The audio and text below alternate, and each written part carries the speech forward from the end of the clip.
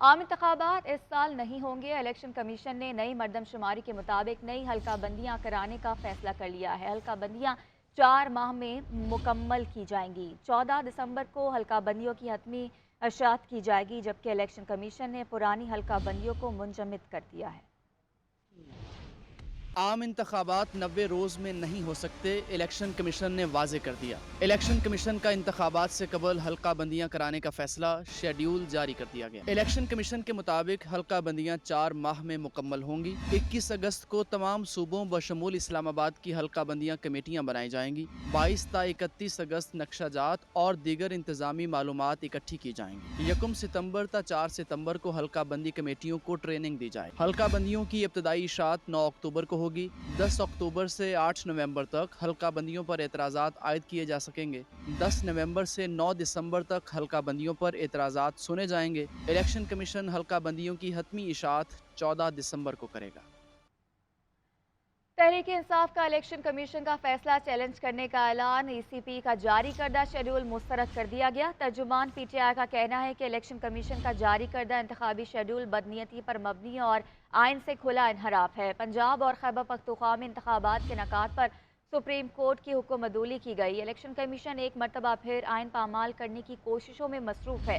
Barrister Ali Zafar کہتے ہیں کہ آئین میں واضح ہے الیکشن 90 روز سے آگے نہیں جا سکتے۔ آئین پر عمل درآمد کرانا عدلیہ کا فرض ہے۔ شروع سے ہی شبہ تھا الیکشن لیٹ ہوں گے۔ کوئی بھی ادارہ آئین سے بڑھ کر نہیں ہے۔ پہلے بھی 14 مئی کو آئین کی خلاف ورزی کی گئی۔ عدلیہ کی طرف سے اس فیصلے پر ایکشن لیا جا سکتا ہے۔ اگر سپریم کورٹ کی ججمنٹ نہ مانی جائے تو وہ کنٹیمپٹ بھی ہو سکتی ہے۔ یہ بھی بڑا کلیئر ہے کہ سپریم کورٹ کی ججمنٹ کے پابند ہیں سارے۔ یہ بھی بڑا کلیئر ہے کہ سپریم کورٹ کی ججمنٹ امپلیمنٹ کرانا فرض ہائی کورٹ کا ہے۔ سپریم کورٹ کا ایک بار آرڈر آ جائے تو ہر ادارہ اس کا پابند ہے سپریم کورٹ کے آرڈر کا، تو وہ تو آئین میں لکھا ہے۔ یہ بنیادی حقوق کا ایشو ہے۔ چیلنج کرنے کا فیصلہ ہو گیا ہے اور یہ چیلنج کیا جا رہا ہے۔ تو ڈائریکٹلی سپریم کورٹ میں چیلنج کرنا ضروری ہے اور یہ بار ایسوسی ایشن نے انتخابات کرانا الیکشن کمیشن کا کام ہے، نگراں حکومت کا نہیں۔ نواز شریف کے وطن واپس آنے سے الیکشن ہونا مشکل ہو جائیں گے۔ سابق وزیر اعظم شائخ خاقان عباسی کی جی این این کے programme news edge with Fariha Idrees میں گفتگو۔ بولے P T I chairman mandate چوری کر کے حکومت میں آئے، اسمبلی تحلیل کرنے کے شک آئین میں موجود ہے۔ جو ملک کا وزیر اعظم بنتا ہے وہ لازمی جیل جاتا ہے۔ انٹرم گورنمنٹ ہے بن گئی ہے، اب اپنا جو بھی 3 4 5 مہینے ہیں کام کریں اور اگلے حکومت کی راستہ ہموار کر دیں۔ ان الیکٹڈ گورنمنٹ کے پاس عوام کا مینڈیٹ نہیں ہوتا، ان کے لیے فیصلے کرنے ذرا مشکل ہوں گے اور فیصلے کو کیری کرنا مشکل ہوگا۔ کو سلوار ٹھہرانا ہے، میں سپریم کورٹ کو ٹھہراتا ہوں۔ ان کے پاس ایک موقع تھا کہ ہمیشہ کے لیے یہ ایشو ریزالو ہو جاتا، making a larger bench and by considering the real question. جب بھی آپ نے آئین کی تشریح کرنی ہوتی ہے، آپ یہ دیکھتے ہیں کہ آئین بنانے والوں کی نیت کیا تھی، وہ آپ نے ایگزامن کرنی ہوتی ہے کہ شک کیوں رکھی گئی کہ ایک چیف منسٹر صبح اٹھے اور اسمبلی تحلیل کر دے بغیر وجہ کے۔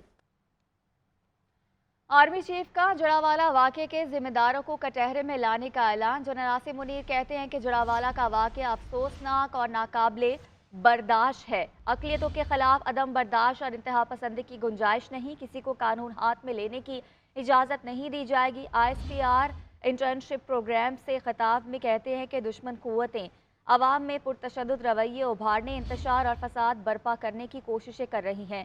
نوجوان سچ، آدھے سچ، جھوٹ، مس انفارمیشن، ڈس انفارمیشن میں فرق کو سمجھیں۔ پاکستان کی ترقی اور خوشحالی کے لیے نوجوان اپنا کردار ادا کریں۔ آرمی چیف نے پروگرام کو کامیابی سے مکمل کرنے پر نوجوان کا شکریہ ادا کیا۔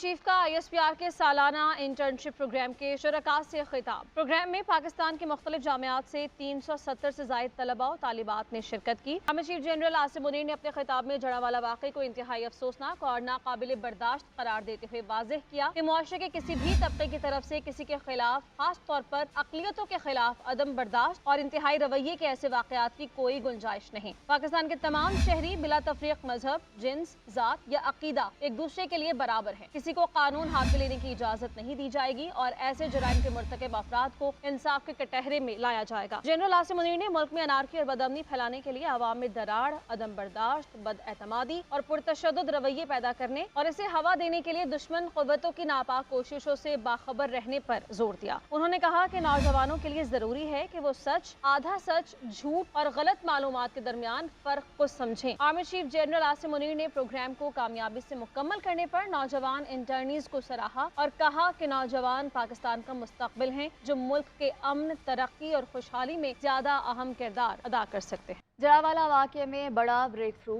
CTD ने 2 मरकजी मुल्जिमान को हिरासत में ले लिया। निगरान वज़ीर आला मोहसिन नकवी कहते हैं कि जड़ावाला में होने वाला वाक़या मनसूबाबंदी के तहत किया गया।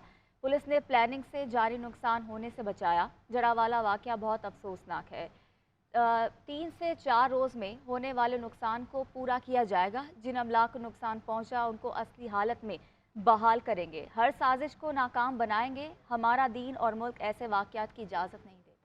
जिसने भी ये कोशिश की वो बड़ी प्लान करके की कि ताकि पूरे मुल्क में आग लग सके और वो आग हमारा आपस में इत्तेहाद को ख़राब करे। आइंदा आने वाले वक्त के लिए भी हमें अपने तमाम उलमा कराम, क्रिश्चियन कम्युनिटी, बाकी कम्युनिटीज़ के साथ मिल के ऐसी चीज़ बनानी पड़ेगी कि आइंदा ऐसे वाक़यात ना हो, कि किसी की जान ज़ाया ना हो, किसी की जान का नुकसान ना हो। इस तरह के बड़े उस वाक़े में जानी नुकसान हमेशा होते आए। इंसान की जो जान ज़ाया हो जाए वो सबसे बड़ा नुकसान होता है। तो जो नुकसान हुआ है उसके ऊपर ये हमारा आपसे वादा है कि 3-4 दिन के अंदर आपका जो नुकसान as a government, as a Muslim या एक इंसान की हैसियत से मेरा ये फ़र्ज़ है कि जो आपका नुकसान है वो पूरा करना है और उसको वैसे का वैसा रिस्टोर करना है जैसे था। इस बात में हम बहुत क्लियर हैं कि इस तरह के इंसिडेंट की ना इस मुल्क में, ना रिलीजन में, ना हमारे सूबे में ये गुंजाइश ही नहीं है। चेयरमैन पाकिस्तान उलमा कौंसिल हाफिज ताहिर महमूद अशरफी ये कहते हैं कि जड़ावाला वाक़े से पाकिस्तान और इस्लाम को ज़ख्म लगा है। इस वक्त पूरा पाकिस्तान गमज़दा है। जड़ावाला में जो कुछ हुआ हम शर्मिंदा हैं। हम अपनी जिम्मेदारियां पूरी अदा नहीं कर सके। पाकिस्तान में अक्सरियत मुसलमानों की है। इसका ये मतलब नहीं कि गैर मुस्लिम या अक़लियत से जीने का हक छीन लिया जाए। जिन लोगों ने ये अमल किया वो बताएं किसको खुशी करने के लिए ये अमल किया गया है। इन बच्चियों से शर्मिंदा है जो छोटी छोटी बच्चियां रात खेतों में जिन्होंने गुजारी, सड़कों पे गुजारी, जो इस खौफ से अपने घरों से चले गए कि कहीं हमारे घरों को नुकसान ना पहुंच जाए। मेरे पास कोई अल्फाज नहीं है। मुझे माफी, शर्मिंदगी, हमें ये जुमले छोटे लग रहे हैं। मैं रियासत पाकिस्तान की तरफ से, हुकूमत पाकिस्तान की तरफ से, वजीर आजम पाकिस्तान की तरफ से, पाकिस्तान के उलमा, मशाइख और मुस्लिम अवाम की तरफ से जनाब बशीर साहब आपसे माफी मांगता हूँ। हम आपसे शर्मिंदा हैं। हम फैसलाबाद की तहसील जड़ावाला में मजहबी कशीदगी के बाद हालात मामूल पर आ गए। इश्तियाल दिलाने वाला मरकजी मुल्जिम गिरफ्तार, दीगर की गिरफ्तारी के लिए छापे मारे जा रहे हैं। 5 मुख्तलिफ FIRs में सैकड़ों अफराद को नामजद कर लिया गया है। जड़ावाला में मजहबी कशीदगी का वाकया, शहर में रेंजर्स एलीट फोर्स के दस्ते तैनात, शहर में दफा 144 नाफिज, तालीमी इदारे और कारोबारी मराकज बंद रहे। इंतजामिया के बरवक्त इकदामात से सूरत हाल पर काबू पा लिया। लोगों को एहतजाज पर उकसाने के इल्जाम में मरकजी मुल्जिम यासीन को गिरफ्तार कर लिया गया। पुलिस के मुताबिक यासीन ने मसाजिद में ऐलान करके गिरजा घरों को आग लगाने का कहा। पुलिस ने चर्च नजर आतिश करने पर दहशत गर्दी की दफात शामिल करके FIRs दर्ज कर ली, जिनमें सैकड़ों मालूम और नामालूम अफराद को नामजद किया गया। अब तक 128 से जायद मुल्जिमान को गिरफ्तार किया जा चुका। पुलिस टीमें जियो फेंसिंग और दीगर टेक्नोलॉजीज के जरिए मुल्जिमान को तलाश कर रही हैं। इब्तदाई मालूमात के मुताबिक जड़ावाला और उसके मज़ाफात में 11 गिरजा घरों को जलाया गया। तर्जुमान पंजाब हुकूमत आमिर मीर ने कहा कि वाकया सोची समझी साजिश थी, जिसकी आड़ में अमन खराब करने की कोशिश की गई। चंद बड़े और बाज़ गैर मुतवक्के नामों पर मुश्तमिल 16 रुकनी निगरान वफाकी काबीना ने हल्फ उठा लिया है। हल्फ बरादरी की तकरीब ऐवान सदर में मुनक्किद हुई। सदर मुमलिकत आरिफ अलवी ने काबीना अराकीन से हल्फ लिया। निगरान वज़ीर आज़म अनवारुल हक काकड़ भी हल्फ बरदारी के वक्त मौजूद थे। ताबिश गौहर का नाम वफाकी काबीना से आखिरी वक्त पर अचानक निकाल दिया गया। 16 रुकनी निगरान विफाकी काबीना में सरफराज बुगटी को वजारत दाखिला और ओवरसीज पाकिस्तानीज़ का कलमदान मिला है, जबकि साबिक सेक्रेटरी खारिजा जलील अब्बास जिलानी को निगरान वजीर खारिजा का ओहदा दिया गया है। डॉक्टर शमशाद अख्तर निगरान वजीर खजाना होंगे, जबकि lieutenant general retired Anwar Ali Haider को वजीर दिफा का कलमदान सौंपा गया है। मुमताज सहाफ़ी और रेडियो पाकिस्तान के साबिक डायरेक्टर जनरल मुर्तजा सोलंकी भी विफाकी वजीर बन रहे हैं। उन्हें वजीर इत्तलात और नशरियात का कलमदान दिया गया। शाहिद अशरफ तारड़ को वजारत मवासलात, अहमद अली इरफान असलम को निगरान वजीर कानून के साथ मौसमियाती तब्दीली की वजारत का कलमदान दिया गया है। मैं सिद्क़े दिल से हल्फ उठाता हूँ कि मैं खुलूस नीयत से पाकिस्तान का हामी व वफादार रहूँगा।